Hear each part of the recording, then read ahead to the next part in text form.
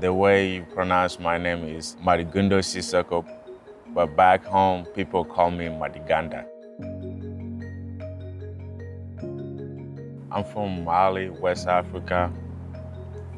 My main village name is called Tangafoya. I'm the youngest of 10 kids, the 6 sisters and the 3 brothers. My older brother's name is Solomon, who's a military, who met Mike, my guardian. I practiced as a CPA for many years and had the opportunity to manage an ophthalmology practice in Provo, Utah. And a good friend of mine approached me about seeing if I could help organize a trip to Mali, Africa, because this part of the country had never seen eye doctors. Luckily, one of our good doctors, Paul Olson, volunteered to take that initial trip. Our first visit, we were there 9 days, and we did about 120 cataract surgeries. It turned into the first miracle that I had ever witnessed. Someone that had gone from blindness to being able to see the very next day. We stay in a compound. Next door to the compound was a little tiny basketball court. In 2015, I went over to watch the boys play basketball. 2 people drove up on a motorcycle. It was a tall man driving the bike and a little short man behind him. The short man said, "I'm a basketball coach from Bamako, the capital city. And with me is Solomon." Solomon told me that he had a younger brother that played for this coach up in Bamako. "We heard that you were here with your group of doctors, and we wanted to come and meet you and tell you about a couple of our players that we feel are good enough to go to America." And they took us to a basketball court. And so there were 2 young men. Mady Sissoko was one. And Mady was just 15 at the time. I watched him play. I took some video and said, "Thank you very much. We're going home tonight. We'll come back and see you again someday." And that's where we left it. A few months later, I get a phone call that there were many teams from Europe interested in having Mady come over and play for them. And that perked my interest, and I went straight over to Dr. Olson's office. I felt sort of a divine inspiration that this kid is very special and that he needs this opportunity. We need to do this. We got to pull out all the stops, see what we can do, and that's where we started, okay, how can we do this? Where could he go? Dr. Olson called some friends that were patients of his and was able to make a connection with Wasatch Academy in Mount Pleasant, Utah. I took that original video and showed it to the basketball coach, and he said, "I think we ought to bring him over here." When Mike said he want to come meet with my family before we come to America, I mean, it meant everything to me. We drove about 8 hours, go to my village, and to say goodbye.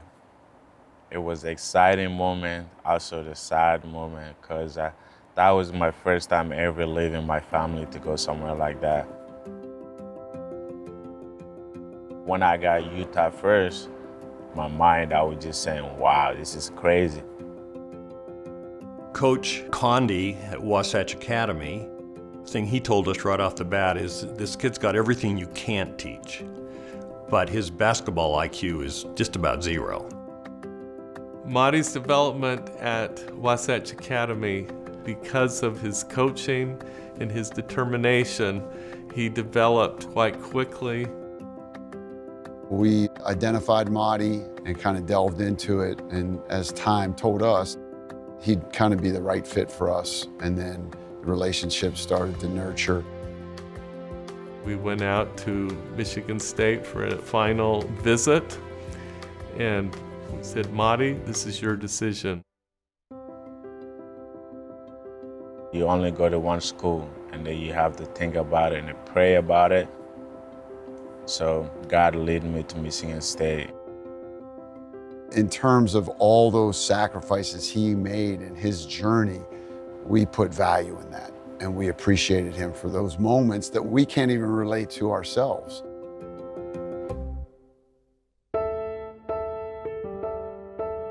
Development comes from a base, and if you don't have a base, it prolongs the development. English is not my first language, so the language is a problem there. Since I stepped in the campus, they have just been helping me in the core of the core. I mean, it's just amazing. You can't ask anything more than this. You're trying to develop a guy into being able to go to school at a Big Ten university academically. Then you're trying to develop him to play at a Big Ten university athletically with very little base from where you reach back from. You really have to consider the whole story here. Julius Marble leaves, Marcus Bingham graduates, people want to put us, want us to sign somebody in the transfer portal. Coach Izzo deserves a ton of credit. We put our chips with Mady. For a lot of people that have been around Mady, like our team has, and just kind of seen him grow over the last 3 years, it's like, Mady's gonna surprise some people. I think everybody probably around here remembers the Kentucky game. He had such a good game.